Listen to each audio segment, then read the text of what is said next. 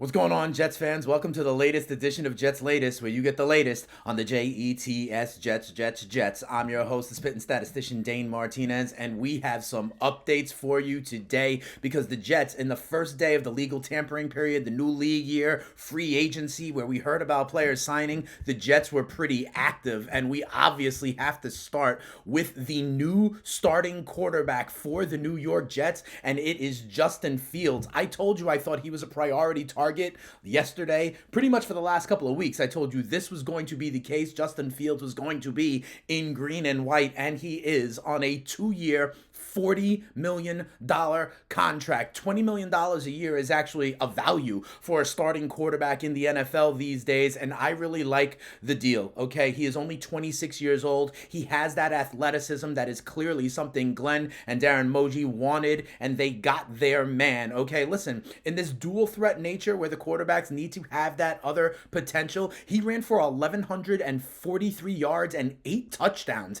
in 2022. He is also developing as a passer. This is something that was a knock on him coming into the league from Ohio State, and he has really gotten better. I mean, his first year with the Bears, he only completed 59% of his passes. That was up to 66% of his passes this year with the Pittsburgh Steelers when he started 6 games and went 4-2. Here's another couple of things that people are not necessarily realizing about this signing of Justin Fields. First of all, new head coach Aaron Glenn saw Justin Fields twice a year when he was coordinating the Detroit Lions and Fields was still with the Bears. And check this out. In 2022, one game against the Detroit Lions, Justin Fields ran 13 times for 147 yards and 2 touchdowns. The other game against the Lions in that season, he ran 10 times for 132 yards. The following year, in 2023, he saw the Aaron Glenn, coordinated defense of the Detroit Lions twice.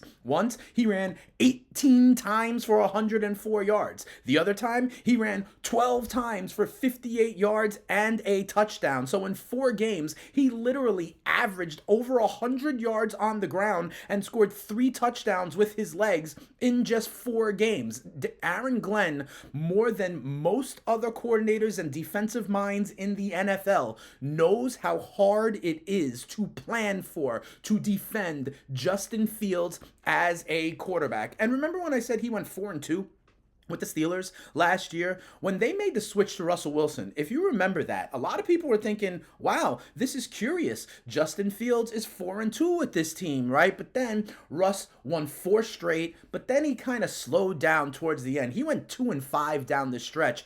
So basically, for the entire season, Russell Wilson went 6-5 for the Steelers, and Justin Fields went 4-2. He was just as good record-wise for the Steelers as was Russell Wilson. There were a lot of people in that Pittsburgh locker room that actually wanted Justin Fields to stay the starter. So I think this means that the league, actual players, coaches in the league, maybe view Justin Fields a little bit better than the kind of public perception out there that he is just a runner and that he can't really get the job done. As I've mentioned, the other thing that makes sense for this move is you are keeping Garrett Wilson happy, right? We know Devontae Adams is gone, Alan Lazard is gone, and Garrett Wilson, we wanted to lock him up. You wanted him to kind of be a fit, be in simpatico with whoever the starting quarterback was, and it gets no better than his former Ohio State teammate, Justin Fields. They did great when they were at Ohio State together. In 2 years together, Garrett Wilson caught 73 passes for over 1,150 yards and 11 touchdowns from Justin Fields when Fields went 20-2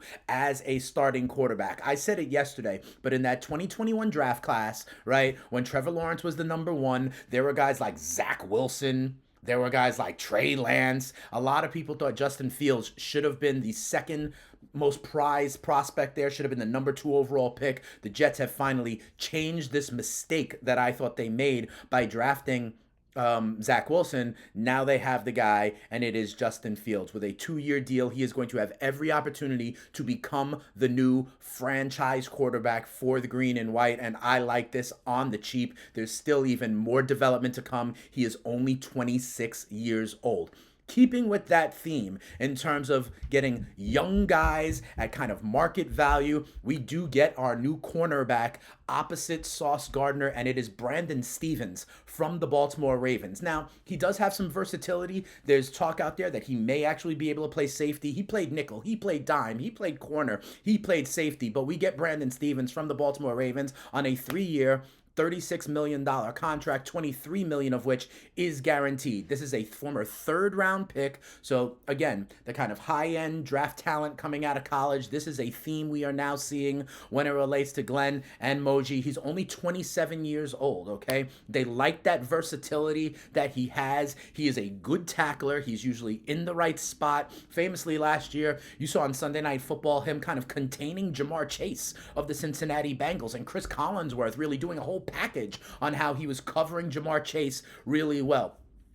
Stevens had a great 2023, a little bit of a down year in 2024, but again, he is only 27 years old. And I think this is a trend we are seeing with this new regime, getting younger guys that can be together, grow together, establish a new culture, similar to what Aaron Glenn saw Dan Campbell do with the Detroit Lions, right? Coming in, biting kneecaps and all, getting a ton of young players, having them grow together as a culture. And I think that is very important to try to shift the mood here from the green and white. Other thing, Sauce Gardner was out there on social media, out there talking as soon as Stevens was signed. And he said, every cornerback across from me is going to ball out. It's a proven fact since college. So yes, it is a good move and we are going to make each other better. Brandon Stevens is a new member of the New York Jets. And here's the thing, all right? We are continuing to be active, but you may not think about this much.